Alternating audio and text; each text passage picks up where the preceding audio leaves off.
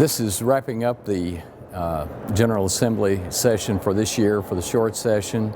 We're able to finish a little early this year. We're allowed by law to stay in session until March 14th. We have gotten our work done a little earlier, so we are going to wrap up a little early. And so this is the closing and the sine die night of the legislative session.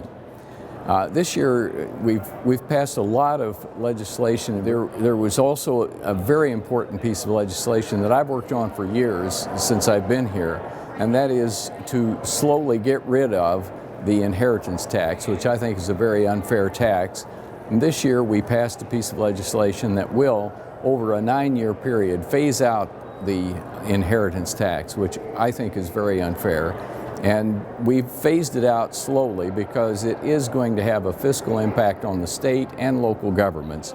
And with the 9-year phase out, we're hoping to be able to provide supplementary funding to make up for those losses.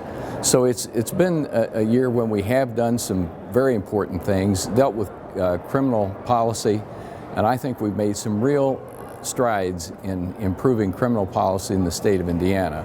And I'm looking forward to a study committee this coming summer that will be looking at criminal policy measures again, and we will be able to make more improvements in the policies of the state of Indiana.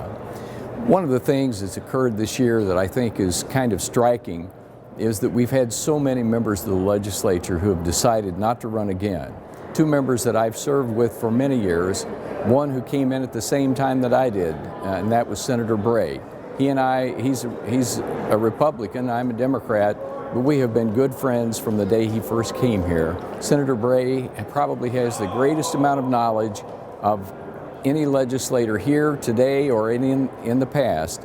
Senator Gard, who also is a Republican, is also a very good friend of mine. She and I have worked together on many environmental issues over the years, and she's truly going to be missed because of the intellect that she has, the experience, the background she has in environmental issues.